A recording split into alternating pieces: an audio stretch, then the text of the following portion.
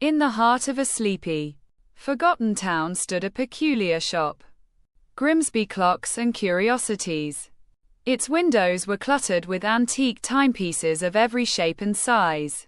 Grandfather clocks, ornate pocket watches, and even simple alarm clocks.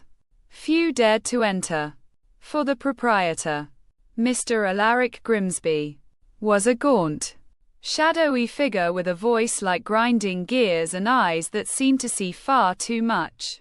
One stormy evening, Jacob Price, a drifter down on his luck, stumbled into the shop seeking refuge from the rain.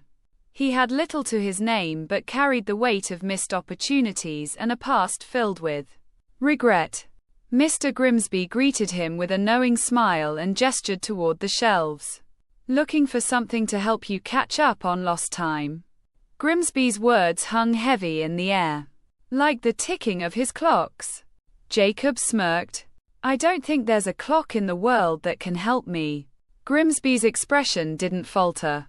"Perhaps you need something special."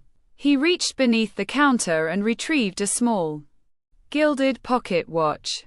Its intricate designs shimmered as though alive, and the second hand moved backward instead of forward. Jacob raised an eyebrow. "What's the trick?" Quote, "No trick," Grimsby replied. "This watch can give you a second chance. A chance to undo the moments you regret most. Turn the key, and it will take you back.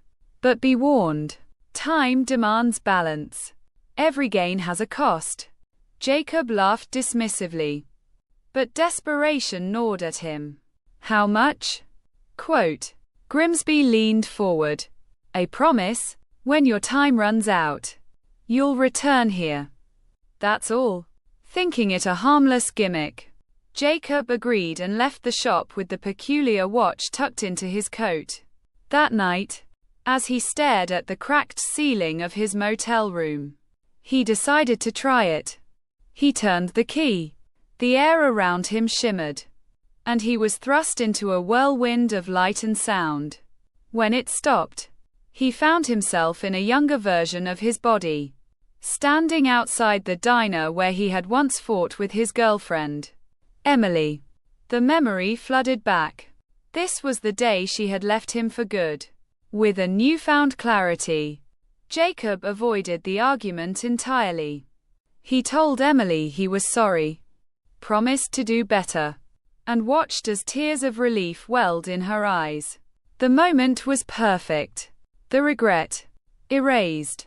But when Jacob returned to the present, something was wrong.